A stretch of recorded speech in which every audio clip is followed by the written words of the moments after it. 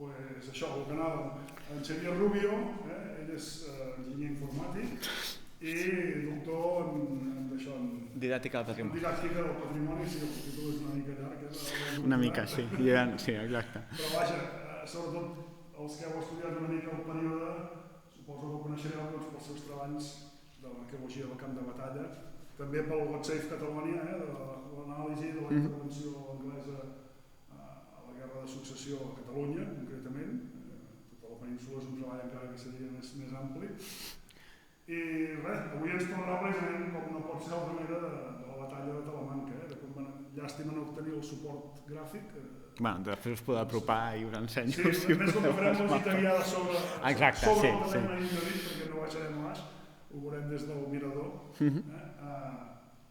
Doncs res, com que anem una mica tard, no faig més preàmbuls, si cas a la segona conferència, si recuperem alguna de temps, ja explicarem una mica el sentit d'aquest simposi. Molt bé, Marc. Moltes gràcies. Doncs bon dia a tothom i gràcies per venir i gràcies al Marc per convidar-me a aquest simposi. Cal dir que fa bastants anys que no he tornat a Talamanca i em fa bastanta il·lusió perquè de fet va ser una part important de la meva tesi doctoral, la recerca sobre aquest camp de batalla.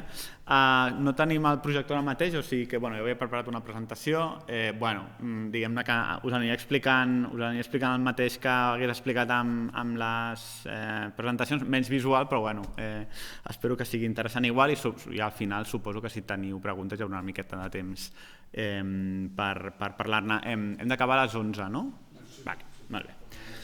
Molt bé. Doncs aviam, us explico una mica a l'inici de la recerca que es va fer sobre Talamanca, que és important en aquest cas com a any Desvalls perquè el comandant d'un dels exèrcits que s'hi va enfrontar en aquesta batalla és Antoni Desvalls, el marquès de Poal. Doncs és una carta xifrada que està signada pel mateix marquès i és una carta en xifra que ell envia al Consell de Cent de Barcelona a finals d'agost del 1714 explicant que hi ha hagut un combat aquí a Talamanca, una batalla, i que ha estat una victòria de l'exèrcit que ell comanda.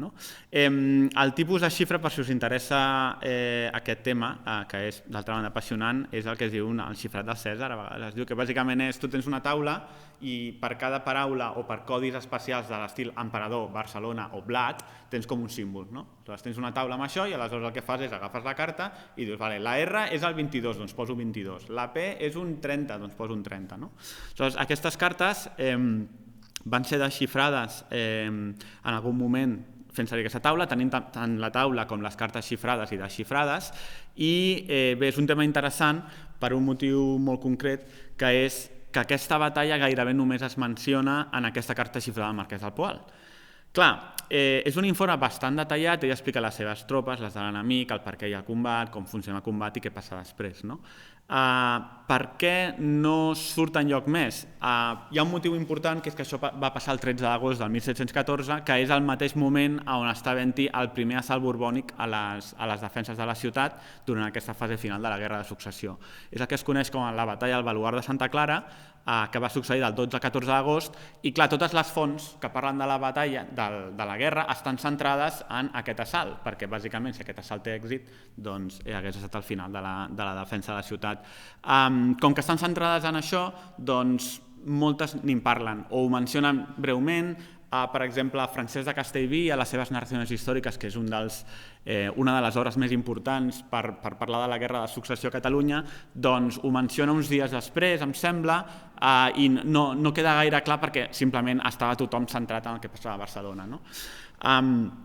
També hi ha un altre motiu, que és que la victòria de Talamanca a nivell estratègic no és especialment útil perquè el que havia de facilitar és l'arribada de l'exèrcit que comandava el marquès del Poal fins al cordó d'assetge a Barcelona per trencar-lo, cosa que no va passar. Aleshores, clar, una batalla que al final no acaba de ser útil, entre cometes, a nivell estratègic, doncs té menys impacte i, per tant, d'alguna manera és una batalla gairebé oblidada fins fa uns quants anys. En tot cas, és important perquè aquest informe és molt detallat i també perquè el marquès del Poal fa molts informes. Ell envia moltes cartes que arriben, diguéssim, per vies variades, des de bots per la costa a enllaços que o genets que passen o travessen el cordó, normalment per la zona del que avui seria el Poble Nou, perquè era una zona molt pantanosa i aleshores podien colar-se per allà cap a dins.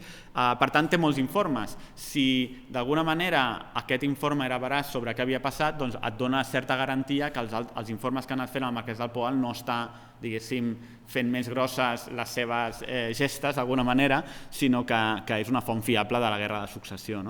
És una font molt important perquè ens està parlant de tot el que passa fora del cordó de setge, que és un tema poc estudiat fins fa relativament poc.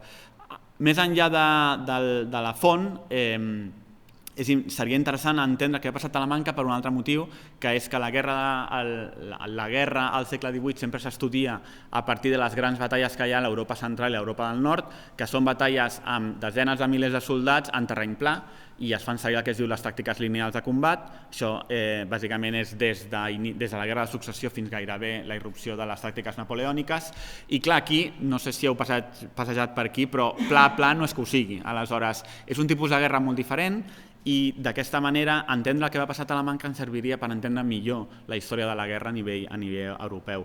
I finalment hi ha un altre tema que és el purament patrimonial. És una zona molt ben preservada, la zona de Talamanca, no hi ha hagut grans canvis de construcció de blocs, etc. I per tant és una batalla o és un camp de batalla que seria dels més ben preservats de tota Catalunya. I per tant la pregunta final o l'objectiu final de la recerca sobre Talamanca és entendre què en queda de la batalla. D'acord? Aleshores, per fer-ho, primer parlaré una mica del context d'aquesta guerra dels catalans del 1713-14, després parlarem de l'exèrcit del Poal i l'enfrontament i acabarem amb una part més arqueològica, us explicaré els treballs que vam fer de recerca en aquest camp de batalla i les reflexions finals una mica sobre la utilitat de tot plegat i què vam aprendre.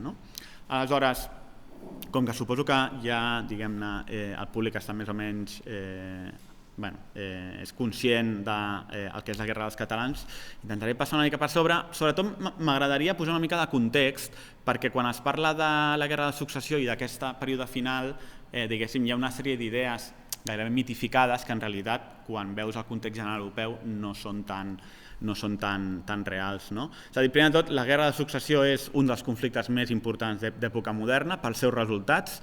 És bàsicament el final del que seria l'imperi espanyol, que és disseccionat entre d'altres per Holanda, Anglaterra, bàsicament la casa de la monarquia espanyola esdevé casa de Borbó, per tant és el final de la dinastia Habsburg. I tot plegat és molt important per entendre que durant el segle XVIII la pugna ja no serà entre Espanya i la resta d'Europa, serà entre França i la Gran Bretanya pel domini gairebé mundial.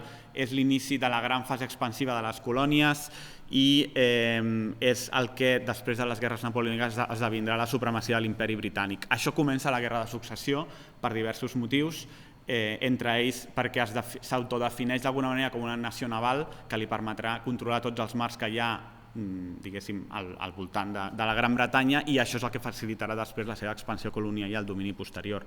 En realitat la guerra és una pugna entre la corona, si voleu, francesa i gairebé la resta d'Europa, estic simplificant, però entre la Casa Borbó i una gran aliança que serà bàsicament Àustria, Anglaterra, els Estats Generals holandesos i Portugal, per intentar evitar que la Casa Borbó esdevingui, diguem-ne, la casa que gairebé gestioni dos imperis sencers, l'espanyol i el francès a la vegada.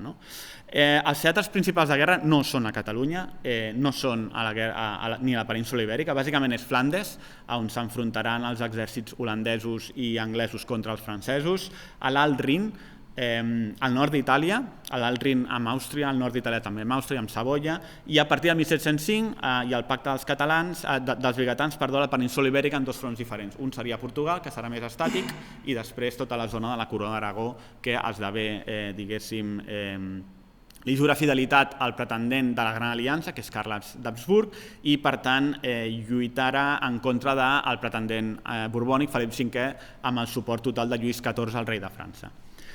El 1713, és a dir, la guerra bàsicament és una gradual victòria cada cop més important de la Gran Aliança, és a dir, això crec que és important no oblidar-se. La Guerra de Successió és una derrota de França, perquè, entre altres coses, i Espanya com a, diguéssim, víctima principal, a banda, suposo, dels catalans, perquè Espanya i França han de cedir molts territoris a la Gran Aliança. Al 1713 tots els països, tots els estats estan bastant arruïnats econòmicament, estan molt desgastats per una dècada de guerra, i al 1713, després de que un exèrcit anglès sencer es rendeixi diguéssim, en una campanya, en una retirada invernal des de la zona central de la península Ibèrica cap a la Corona d'Aragó, decideix, la batalla de Brihuega, Anglaterra, que és el segon exèrcit sencer que perd, això estem parlant de milers de soldats que han estat presoners i que per tant has de tornar a invertir molts diners per tornar a crear un exèrcit a banda de tota la resta de despeses que estan tenint. Heu de pensar que tota la flota que dona suport a la Gran Aliança és l'anglesa, bàsicament, l'holandesa. Doncs Anglaterra i Holanda decideixen firmar la pau a canvi de grans beneficis econòmics i territorials. Entre d'altres, per exemple, que ens toqui més a prop, doncs Gibraltar i Maó passen a mans d'Anglaterra, amb la qual cosa Anglaterra obté un dels objectius estratègics que volia, que era dominar el Mediterrani occidental. Té dues grans bases i amb la seva flota, que és molt superior a la resta de potències europees, doncs controlarà a partir d'aquí el Mediterrani occidental. Això està lligat amb el fet que Carles III, per la mort del seu germà, esdevé arxiduc d'Àustria. Això és un detall important. Quan parlem d'arxiduc Carles, durant la Guerra de Successió, no és realment correcte. Està molt estandarditzat, però l'arxiduc és el títol que té el rei d'Àustria. Aleshores, és com aquí el comte de Barcelona, d'alguna manera, el rei del Principat de Catalunya. Doncs allà és l'arxiduc en aquest període. Aleshores, ell no és arxiduc fins al 1713. Sempre hem parlat de l'arxiduc durant la Guerra de Successió aquí a Catalunya. Carles III és Carles III d'Espanya, no és en cap cas arxiduc. El que passa és que hem popularitzat aquest terme, però és important entendre que ell esdevé arxiduc quan mor el seu germà i també l'emperador del Sacre Imperi Germànic. En aquest context és on, amb la historiografia tradicional, es parla que Catalunya es queda sola. Bàsicament el que passa és que la flota britànica i l'holandesa es retiren i sense aquesta flota l'imperi no té cap flota. Té territoris a Itàlia, es queda també a Mallorca, però no té cap flota que pugui donar suport al seu exèrcit i, per tant, davant aquest repte logístic, penseu que a Toló està la flota francesa, doncs decideixen retirar tot l'exèrcit entre cometes. Què vol dir això? Doncs l'imperi segueix en guerra amb França i Espanya, el que passa és que no poden donar suport a un exèrcit que estigui a la península Ibèrica perquè no hi ha flota que pugui portar subministres, que pugui portar informació, etc. Aleshores, es retira aquest exèrcit, però es queden milers de soldats d'alguna manera a l'atur, perquè clar, són soldats professionals. Aleshores, el que en realitat està passant és que bona part dels exèrcits, bona part dels soldats que són llicenciats i que se suposa que han de ser evacuats, esdevenen l'exèrcit català que defendrà el territori a partir de l'estiu del 1713. Heu de pensar que Barcelona, de fet la Corona d'Aragó, els territoris que encara no estan controlats pels borbònics, són part de l'imperi. És a dir, Barcelona és una ciutat de l'imperi i és súbdita de l'emperador. Com a tal, segueix l'exèrcit català que defensarà la ciutat el 1713, és un exèrcit imperial. D'acord? En aquest context hi ha tota la discussió interna de les institucions catalanes sobre què fer en aquest context, perquè clar, al cap i a la fi estàs tu sol, diguéssim, a la península Ibèrica i tens al costat Espanya i França, i hi ha la decisió de continuar la guerra. La mitificació sempre ha plantejat això com una cosa suïcida, com romàntica. Això és fals, és una decisió completament calculada amb diversos motius que li donen suport. Entre d'altres, com dic, segueixen ser part de l'imperi, però és que a més França i Espanya estan completament arruïnades per la guerra, fins al punt que, per exemple, Espanya no té cap flota naval més enllà de 6 galeres. Els milers de soldats que s'han quedat sense feina esdevindran els soldats de l'exèrcit català i Barcelona és una plaça forta ben subministrada, amb molta capacitat per fer una defensa viable de la ciutat. Aleshores, en aquest context és on es decideix continuar la defensa perquè és una decisió que creuen que pot funcionar. D'acord? Aleshores, per continuar aquesta defensa, el que es fa és aixecar un exèrcit d'uns 5.000 combatents sota el comandament del mariscal imperial Antoni de Villarroel.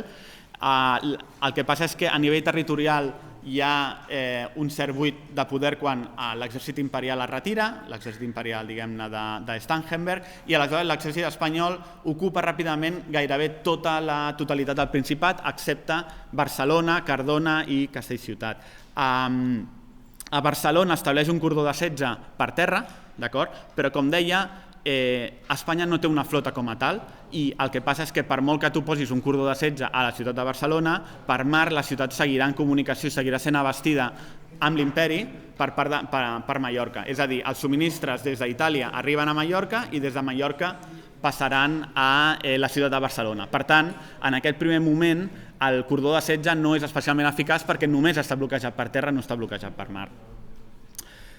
Com deia, l'exèrcit aproximadament és d'uns 5.000 soldats, la majoria estan defendent la ciutat de Barcelona i després hi haurà l'exèrcit que coneixem com l'exèrcit a l'exterior del cordó de setge, que serà el que serà comandat pel marquès del Poal, Antoni Desvalls, i que tindrà la seva base a Cardona, que està regida pel seu germà Manuel Desvalls.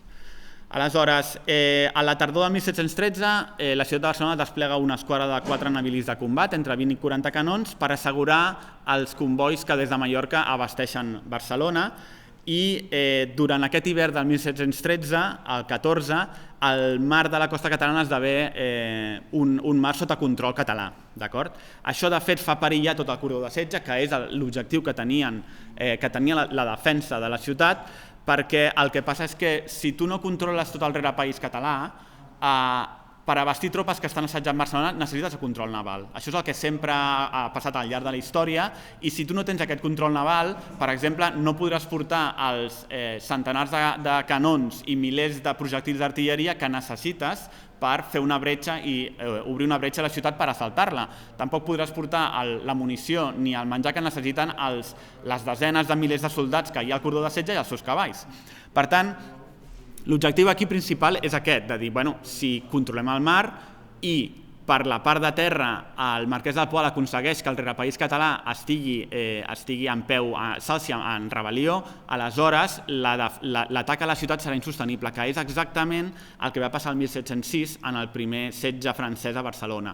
Quan va arribar la flota britànica al port de Barcelona i quan milers de miquelets especialment estan controlant el rerepaís català, bàsicament l'exèrcit franco-espanyol que assetjava Barcelona es desfà, desapareix virtualment i dona peu al primer avenç austríac cap a l'interior de la península Ibèrica.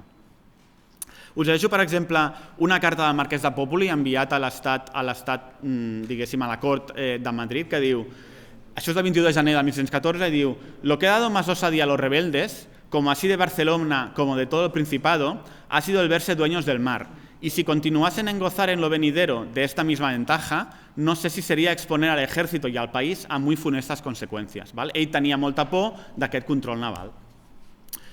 A la primavera del 14, a poc la situació va decantant-se cap a la banda borbònica perquè Felip V porta vaixells d'on sigui. Fleta vaixells, és a dir, lloga vaixells a ports amics, com per exemple en alguns d'Itàlia, i fa venir la flota de la Nova Espanya la fa venir cap a Barcelona. És a dir, com que no té flota, el que fa és agafar la que hi ha a les Amèriques i la porta cap aquí. Són els únics vaixells que té la corona en aquell moment. I li suplica a Lluís XIV que també li porti alguns vaixells. A poc van venint més vaixells de combat fins a les costes de Barcelona i això sí que comença a fer un bloqueig molt més efectiu del port de Barcelona. A la primavera també hi ha la pau de Rastatt, que és la pau entre França i l'imperi, França-Àustria, França-l'Imperi. Això què fa? Doncs que com que ja no estan lluitant entre ells, França pot donar molt més suport a Felip per acabar, diguéssim, aquesta fase de la guerra, és a dir, la resistència catalana. Al mateix temps, Carles redoblarà els esforços per abastir la ciutat de Barcelona. El que passa és que, clar, França està molt més a prop de Barcelona que no pas l'imperi. Per tant, d'alguna manera, els reforços o el suport que donarà Lluís serà molt més evident. Porta milers de tropes, porta més exèrcits per acabar de controlar el mar i aleshores sí que comencen a venir tots els recursos necessaris per assetjar la ciutat. El duc de Berwick, al final, és el comandant d'aquest exèrcit franco-espanyol, cada cop més potent, que sí que comença a fer bretxa a la ciutat. I aquest és el pròleg de Talamanca. En aquest cas, hi ha un assalt primer a la ciutat de Barcelona, la batalla de Santa Clara, i D'altra banda, el marquès del Poal rep informes de la ciutat dient que necessiten menjar perquè ja no tenen la via marítima i que cada cop la situació és més apurada i ell el que fa és intentar trencar el cordó de setge amb tants soldats com pugui des de l'interior del país. I en aquest context el marquès del Poal està sent perseguit per diverses columnes de soldats borbònics que no volen que vagi aixecant el territori català, i a Talamanca és on s'enfronten en la batalla més decisiva que tindran els dos i més gran. Com és aquest exèrcit? Bé, l'exèrcit del marquès del Poal és un exèrcit del segle XVIII. Això vol dir que és una estructura basada en regiments i batallons d'infanteria, cavalleria, i en aquest cas té molt poca artilleria perquè és un exèrcit molt mòbil. La majoria de combatents són miquelets, fusellers de muntanya, que van armats de manera una mica peculiar. És el que avui en dia en coneixeríem com a infanteria lleugera. És a dir, no estan entrenats per combatre en línia, estan entrenats per combatre d'una manera més dispersa, es mouen molt ràpid per territoris com poden ser les muntanyes, a més molts d'ells són locals i per tant coneixen el territori, i un tema important és que són soldats professionals, tots ells, els miquelets, la infanteria, la cavalleria, són gent que es dedica a la guerra, molts internacionals, en els miquelets no tant, la majoria són catalans, valencians i alguns aragonesos, però l'exèrcit regular, diguem-ne, el que combat de manera regular, doncs trobarem irlandesos, anglesos, italians, alemanys, mira que igual funciona i tot. Els seus oficials són, bàsicament, pertanyen a la baixa noblesa, que són els que d'alguna manera fan negoci amb la guerra, i els comandants són nobles del llinatge, com el mateix marquès del Poal. La seva gestió, els sous són pagats per l'Estat, però els regiments s'organitzen com a cientos. Tu, com a coronel, compres una patent per fer un regiment i aleshores tu reps uns diners per armar i uniformar els teus soldats. I sobretot hi ha una disciplina molt estricta perquè, diguéssim, al ser professionals, per evitar, diguéssim, determinats actes o determinades tendències que no siguin viables a nivell de tàctica, doncs la disciplina és molt estricta en qualsevol cas. Tot plegat, això ha estat investigat durant els últims 10 anys, sobretot per diversos investigadors com Francesc Serra, Francesc Riar i especialment Francesc Xavier Hernández, que d'alguna manera han transformat la mitologia al voltant de l'11 de setembre i la Guerra de Successió en una recerca històrica que demostra que, entre altres coses, no és una visió romàntica on els ciutadans catalans, com una lliga com el quadre de l'Estruc, amb barretina i gairebé amb fals van a lluitar contra un exèrcit impossible de vèncer, sinó que realment és un exèrcit d'un estat lluitant contra un altre exèrcit d'un altre estat, que en aquest cas és una visió molt més lligada al que sabem. En aquest context, la guerra més enllà de Barcelona, la guerra del marquès del Poal, com us deia, està basada en aquest exèrcit que té uns 2.000 combatents aproximadament, la majoria fusellers de muntanya, però també tenim cavalleria i infanteria regular, i dispersa per tot el territori una sèrie de columnes borbòniques que el que faran és perseguir el Poal per evitar que arribi fins a la zona del Vallès, que seria el preàmbul d'intentar saltar el cordó de setge, i que reprimeixen els aixecaments per tot el territori català. És a dir, a l'hivern del 14, quan la situació borbònica és més precària i estan abusant, diguéssim, de la població a nivell d'impostos, a nivell d'ocupació, hi ha milers de soldats circulant per tot el territori, hi ha diversos aixecaments a diverses zones, per exemple a la zona del Lluçanès, a la zona de Manresa, a la zona de Prades. En totes aquestes zones hi ha rebel·lions que són reprimides de manera molt estricta, d'acord? També, com sabem, passa al poble de Talamanca. No, estic bé. Si pots passar. Una altra que em sembla que s'ha quedat rara. Aquí, d'acord. Doncs és Talamanca. Per què Talamanca? Doncs és bàsicament un dels camins que va des del Bages cap al Vallès, d'acord? I el que és important aquí és que, com hem dit, l'exèrcit del Poal és bàsicament de fusellers de muntanya, i els exèrcits, les columnes que l'estan perseguint són mescles d'infanteria, cavalleria i dragons, amb la qual cosa en zones planes, és a dir, si anessin movent-se per zones planes, la cavalleria té una superioritat evident versus un exèrcit de miquelets. Per tant, el que farà sempre el Poal és procurar moure's per les zones on no hi ha plana, bàsicament zones muntanyenques, on els fusellers de muntanya tenen superioritat tàctica versus tant la infanteria com la cavalleria. Aleshores, la batalla es produirà bàsicament entre la riera de Talamanca i la masia de Mussarra, que estaria a dalt a la dreta, d'acord? Passa, Marc? Sí, passa. I, com veiem aquí, l'exèrcit del Marquès del Poal és entre uns 2.000 i 2.500 soldats, és el moment en què tindrà més soldats en combat i està complementat per un sometent d'uns 2.000 ciutadans. Això és important, el sometent són tropes, és a dir, no són tropes, bàsicament, com sabeu, és com la milícia rural a Catalunya i com a tal no són de gran utilitat, és a dir, no són tropes professionals, no són veteranes i les armes que porten són les que tenen a casa i tot i que és un gruix de gent, doncs en realitat no és una milícia, en aquest context de tropes professionals no és especialment útil. El paral·lel bastant evident serà la Revolució Americana 80 anys després, on l'exèrcit comandat per George Washington és literalment igual. Tens un exèrcit professional de soldats internacional que està lluitant i està complementat per una milícia que a vegades és gairebé superior en nombres, però que d'alguna manera a la que sonen els primers trets o hi ha el primer avenç, doncs es desfan i retiren o fugen perquè no estan entrenats pel combat, d'acord?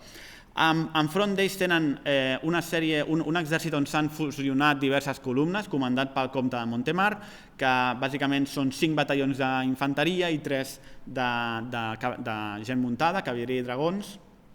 Els dos exèrcits a nivell de números estan bastant equilibrats i a nivell de desplegament, això seguint la carta del Marquès del Poal, doncs, si pots passar? Seria això d'aquí. Des de la riera cap a Talamanca estan desplegades les tropes catalanes, al costat de la riera la majoria dels miquelets, la cavalleria del Marquès del Poal està al poble perquè està vigilant que no hi hagi un atac per la rereguarda i perquè, entre altres coses, en la zona que hi haurà el combat la cavalleria no és gaire útil. A l'altra banda hi ha una fila de rosetes que menciona el Marquès. No sabem què són les rosetes, sospitem que són miquelets borbònics, d'acord?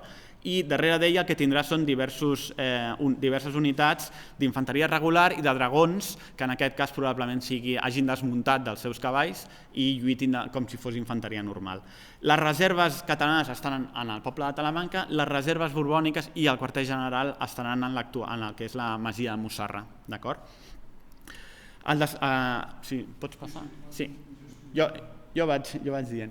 D'acord, doncs aquí tenim una mica la visió des del castell de Talamanca i la zona de combat seria entre el Molí del Menut i Mussarra i principalment a la zona que actualment es coneix com els turons dels Gubions.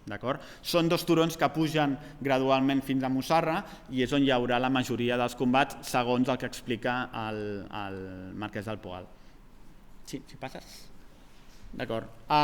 El desenvolupament, ara us ensenyaré un vídeo perquè ho veieu, però bàsicament és l'exèrcit català travessarà la riera, ataca els turons anant cap a Mussarra, fan retrocedir les tropes borbòniques, en el moment en què veuen els borbònics que està passant això, envien les reserves cap a baix dels Gubions, aturen l'assalt català i els fan retrocedir cap a la riera.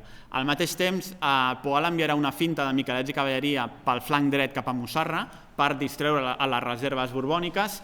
No funcionarà del tot perquè realment les reserves estan combatent on toca, que és a la zona del front, i la retirada catalana és aturada justament a la riera per unes quantes descàrregues dels granaders catalans desplegats en aquella zona. En aquest punt la batalla conclou, més o menys com ha començat, és a dir, la riera com a front, diguéssim, entre els dos exèrcits. I si passes a la següent, al final, el dia següent, les tropes borbòniques decideixen retirar-se cap a Sabadell passant per Sant Llorenç Savall. I aquest és el punt interessant. Es retiren en un context que estan rodejats bàsicament de miquelets de muntanya, de fusellers de muntanya, en un terreny que els és propici i aquesta retirada esdevé una persecució quan els miquelets ataquen a les tropes borbòniques en retirada i els hi fan molts ferits. Segons Marquès del Poal, diu que entre nafrats i morts els enemics passen de 650 i nosaltres hem tingut 10 morts i 25 nafrats. Bé, 650-25 és una borrada, no sabem fins a quin punt és real perquè no hi ha cap font borbònica que especifiqui quantes baixes han tingut. En tot cas, el fet que es retirin les tropes borbòniques el que suggereix és que realment és una desfeta borbònica i que facilitarà al marquès del Poal intentar fer aquest atac contra el cordó de setge de Barcelona. Posteriorment no el podrà fer perquè en el moment en què abandona les muntanyes i passa al Vallès, les seves tropes són derrotades i posades en retirada per la cavalleria borbònica i per tant aquesta manca de cavalleria és la que farà que finalment el marquès del Poal no pugui explotar l'èxit de la victòria de Talamanca. Doncs si passem a... Sí, aquest és una mica el desplegament i crec que aquí el tema més important és aquest concepte del camp de batalla de Talamanca, és el que defineix Talamanca, com a mínim des de la meva perspectiva. És un paisatge molt difícil perquè és un paisatge de violència, d'un camp de batalla. I d'alguna manera és molt important per això mateix. Com diu aquesta cita de Glenn Ford, que és un dels arqueòlegs de camps de batalla més importants que hi ha al Regne Unit, les batalles tenen un interès públic molt fort i molt ampli, i d'alguna manera són importants per a la identitat nacional perquè són fets històrics clau, com per exemple en aquest cas l'11 de setembre també. Si penseu en les dates clau de la història de Catalunya, molts cops les vinculem a escenaris de violència. Estem parlant del Corpus de Sang, estem parlant de l'11 de setembre mateix o per exemple la batalla de l'Ebre. Què passa? Doncs que a nivell de patrimoni històric les batalles són estranyes perquè tenen aquest gran interès però són events que han durat molt poc, un dia, 2 dies, unes setmanes, potser algun mes, i que en principi no deixen rastre físic. Si per exemple ho comparem amb la construcció de muralles, d'edificis religiosos, etc., doncs una batalla és una cosa com molt peculiar. Passa? Sí.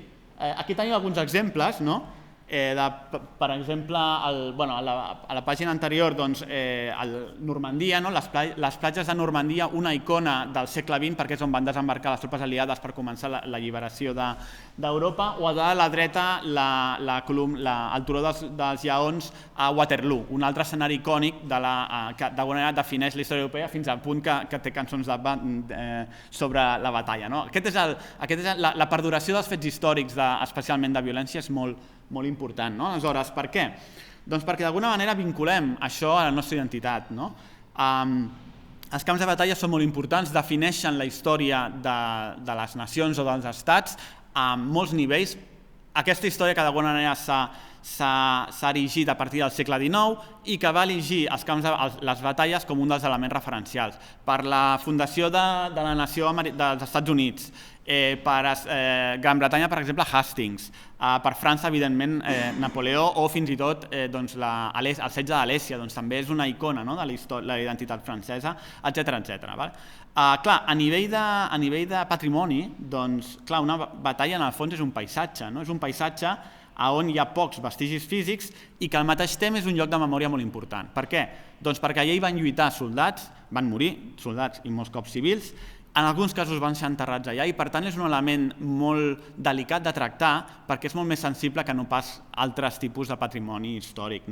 Aquí a Catalunya, per exemple, la batalla de l'Ebre potser seria el referent en camp de batalla, és la batalla més gran que hi ha hagut mai a la península Ibèrica i quan vas allà, entre el fet que els pagesos sempre es troben restes humanes per allà, que hi ha diversos museus que expliquen la batalla, que el paisatge està més o menys ben conservat, etc., et dona una sensació de memòria del que va passar allà molt més important que no pas, per exemple, una font textual primària.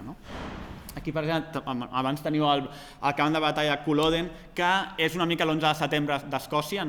Culloden és l'última derrota l'última gran batalla dels Highlanders escocesos, és un camp de batalla que també ha esdevingut una icona nacional a partir especialment de la seva excavació i museïtzació abans del referèndum que van tenir.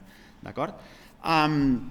Clar, quin és el problema? Doncs que si és un camp de batalla, és un jaciment arqueològic, el problema és que els mètodes de l'arqueologia no estan dissenyats per un esdeveniment que va passar durant un sol dia i cada cop va tenir milers de persones allà interactuant, intentant-se matar, i després desapareixen. L'arqueologia està més dissenyada per processos de mitja i llarga durada, on tu vas agregant informació de milers i milers de persones per entendre què va passar, quina dinàmica social hi va haver. Per tant, l'arqueologia de camps de batalla, si volem excavar un camp de batalla, necessitem mètodes científics ajustats a un camp de batalla i lleugerament diferents del que seria, per exemple, l'arqueologia d'un assentament. D'acord? Aleshores, en què consisteix aquesta metodologia? En primer lloc, l'anàlisi espacial. Un camp de batalla és un jaciment molt més gran que no pas un assentament. Per exemple, Talamanca és un camp de batalla d'unes 45 hectàrees. Empúries, si heu anat, són 5 hectàrees de jaciment. Clar, estem parlant d'una batalla relativament petita com Talamanca, doncs és uns quants cops més gran que tot el jaciment sencer d'Empúries. Per tant, per excavar-la no és el mateix que si estiguessis excavant un assentament. Necessites entendre molt bé el territori per entendre, per exemple, per ajustar les fonts textuals al paisatge, és a dir, la descripció del paisatge on et trobes per tal d'identificar on hi pot haver vestigis físics i identificar-los. En aquest cas estem veient, per exemple, les línies de visió que tindrien els comandants borbònics des de Mussarra.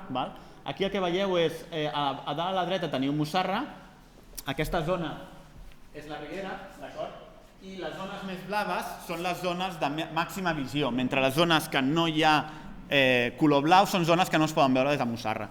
El que veiem aquí és que des de Mussarra es pot vigilar el poble de Talamanca i tota la vessant, diguem-ne, que baixa fins a la Riera, però en cap cas es pot estar mirant la zona que en principi va ser dels combats principals, que és la zona que hi ha entre la Riera i Mussarra. Això explicaria per què. Perquè la resposta inicial borbònica és una mica lenta en enviar les reserves, perquè realment des de Mussarra estarien escoltant el soroll dels combats, però poca cosa podrien veure des d'allà. Si passes a la següent, tenim la visió contrària, que és la visió des de Talamanca, des d'on estaria el Marquès del Poal. Veiem que es veu perfectament tota la zona de combat, d'acord? I per tant havia de ser molt més fàcil per part del Marquès dirigir la batalla que no pas per Montemar.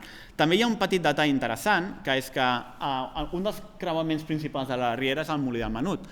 El Molí del Menut és un edifici que en principi estaria present durant la batalla, però que el Marquès en cap cas menciona durant la seva carta.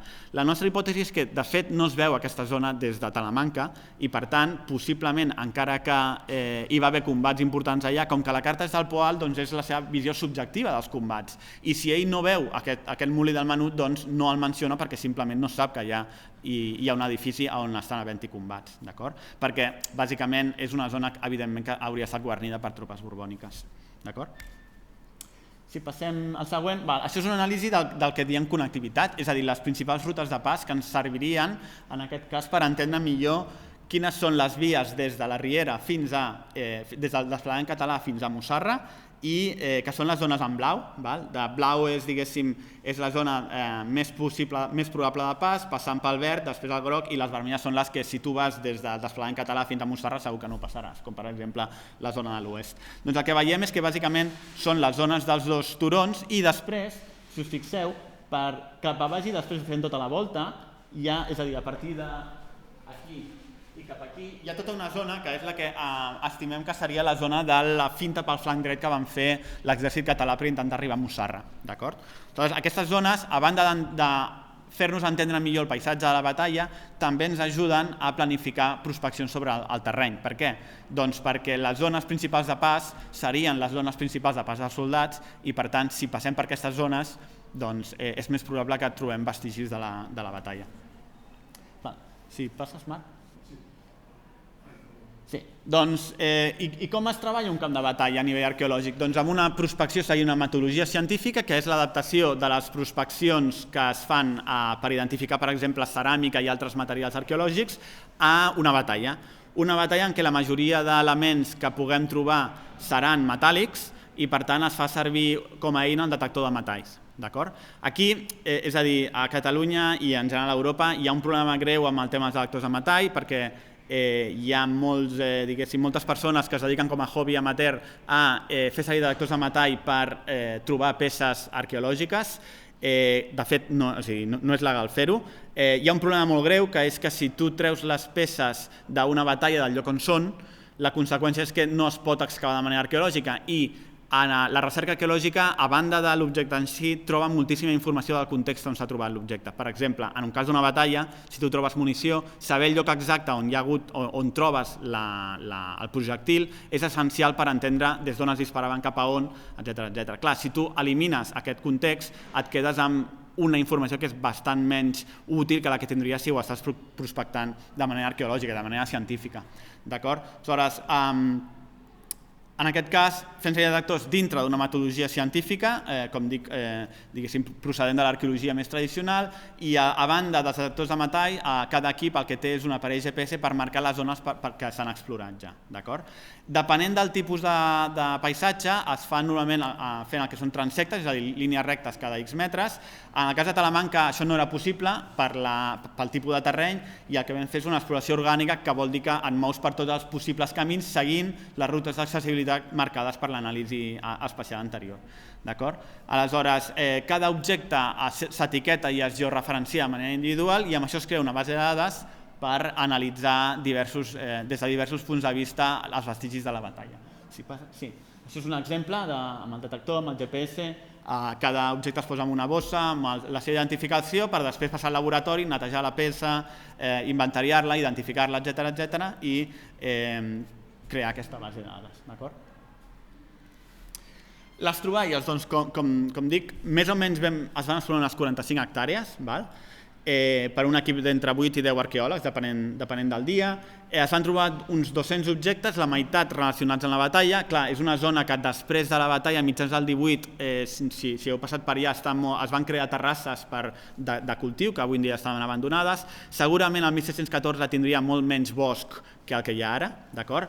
Però clar, aquesta zona ha estat usada, per tant, pots trobar monedes del segle XIX, monedes franquistes, hi ha elements que podrien ser part de la batalla o no, per exemple, elements religiosos d'inicis del 18, possiblement és de la batalla d'algun soldat que se li va caure, però podria haver estat una creu d'alguna persona que passés per allà, tot i que és menys probable, o, per exemple, moltes ferradures de cavalls a les zones on estimem que hi havia els regiments de dragons, ganivets de tallers, o sigui, ganivets amb tipologia que possiblement siguin de Solsona, d'acord?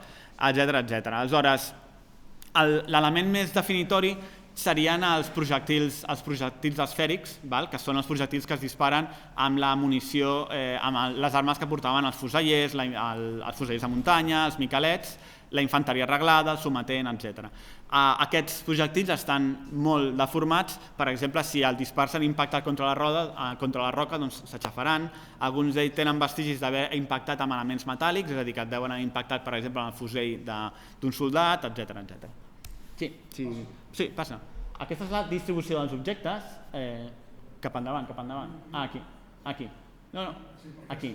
Doncs, com veieu, hi ha dues zones principals de baix, que serien els gobions, és on es van trobar els objectes vinculats a la batalla, i també cap a baix tenim aquests projectils que es van trobar a la zona de la riera pujant per aquest camí que creiem que és la finta, fins a arribar a l'est a uns 200 metres de la masia de Mussarra, que també tornem a trobar munició del segle XVIII. Aleshores, clar, això el que ens suggereix és que, de fet, la carta del Marquès del Poal és bastant fiable, perquè realment estem trobant el desenvolupament de la batalla tal com ell ens la va explicar. No vam pujar més amunt d'aquí, d'acord? A la zona de la riera era bastant més difícil prospectar, no es va trobar tanta munició, però clar, heu de pensar que també les bales no cauen al lloc on estan els soldats enemics, cauen les que no han impactat en ells, per tant cauen una mica més enllà i són el que nosaltres vam trobar. Sí, passes? Vam trobar coses bastant curioses, com per exemple aquest tipus de projectil, que en lloc de ser esfèric és cilíndric, d'acord? El referent que tenim és, bàsicament, pensem que és la nostra hipòtesi que és un slug, que es diu, que és un tipus de munició pensada per disparar-se a curta distància i que fa molt més de mal perquè, clar, quan això surt, està rodant, diguéssim, i s'impacta en un soldat li farà molt més de mal. El que passa és que com que pesa més i té aquesta forma poc esfèrica, arribarà molt més a prop, diguéssim, que no arriba tan lluny, d'acord? Els paral·lels que hem trobat, per exemple, de la mateixa època, és en un vaixell pirata enfonsat i excavat, que també és d'inicis del 18, que també té exactament aquest tipus de munició, i la idea principal, o també pel lloc que l'hem trobat, és que creiem que és munició de les escopetes dels fusellers de muntanya, que com que estan acostumats a lluitar més a prop, perquè estan lluitant en zones de muntanya, de bosc, doncs fan servir aquesta munició que és més efectiva que no pas l'esfèrica que fan servir la resta de soldats. Això ho vam provar també en arqueologia experimental, per veure això, aquest poder de penetració.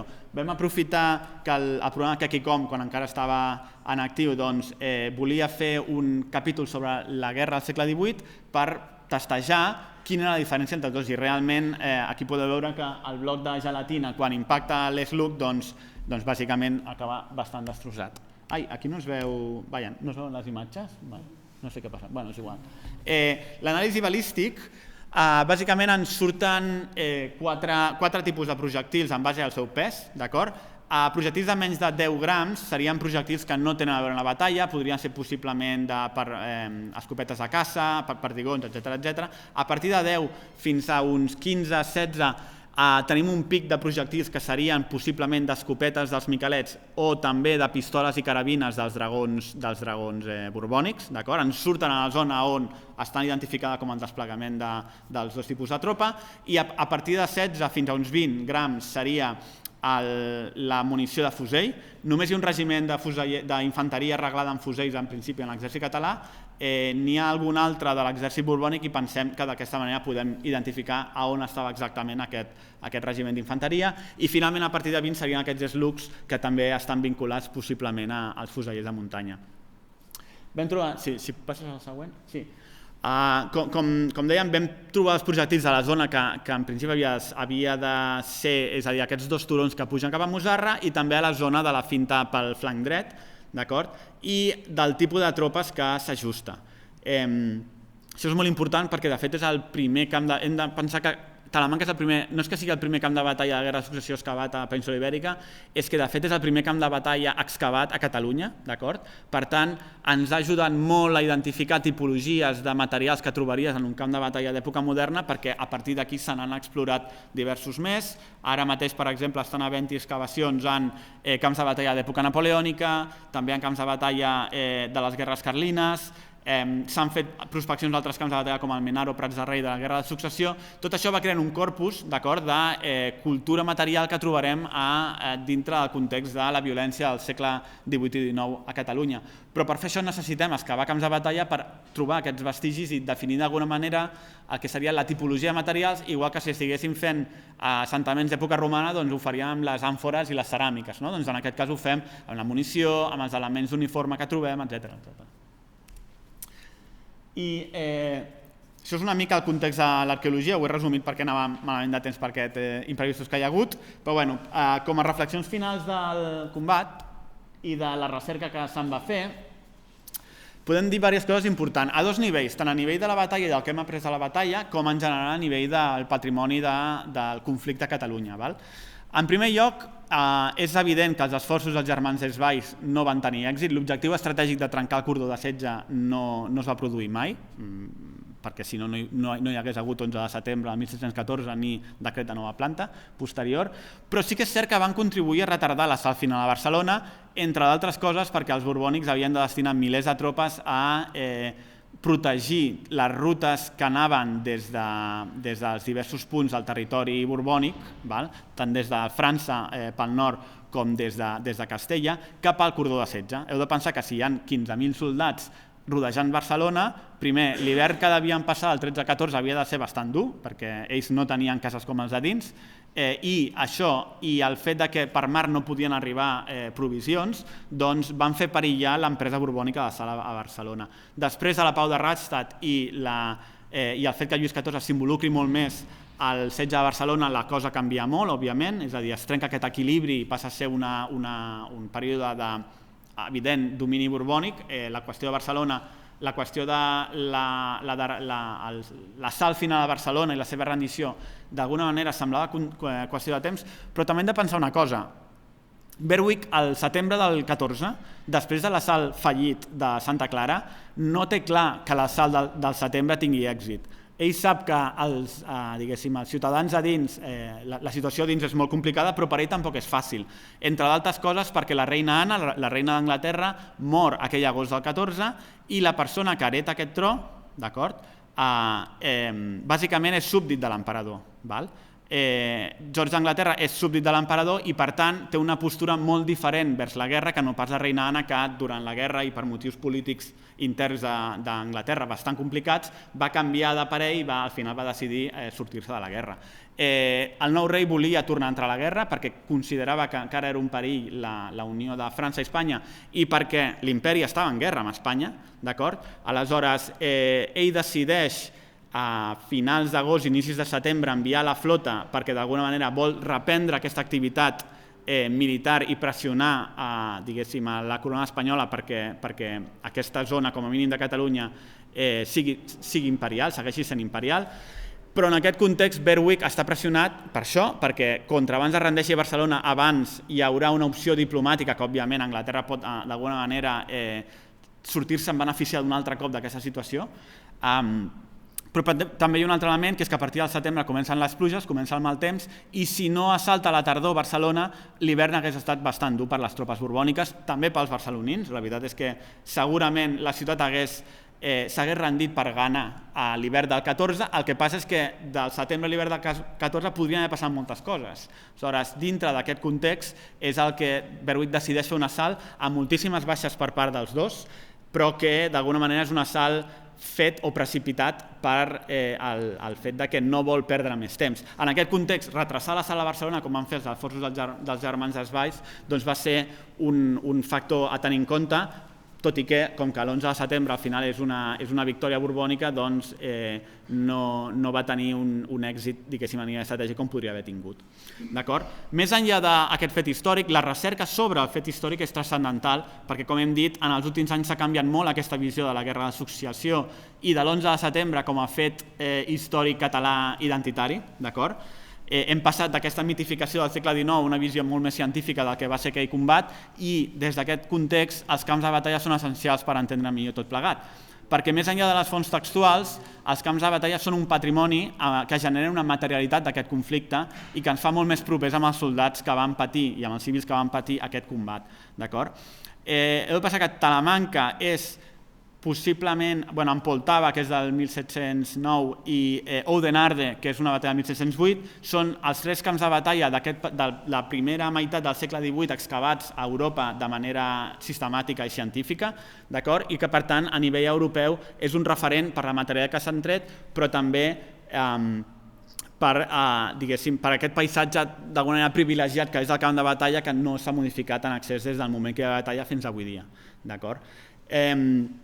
Com a conclusió final, el camp de batalla és patrimoni arqueològic, és patrimoni històric, i no només Talamanca, sinó la resta de camps de batalla que hi ha a Catalunya són essencials per entendre el passat, són essencials per ajudar a superar el trauma que és la guerra i la violència, i al mateix temps homenatge a les persones que van patir aquesta guerra, perquè d'alguna manera lliguen aquelles fonts textuals de fa 300 anys amb un territori concret i amb unes localitats on actualment hi viu gent. Per tant, estableixen aquest llaç de manera molt directa entre el passat i el present a partir de la seva materialitat. Si passes, doncs... I fins aquí la meva xerrada. Moltes gràcies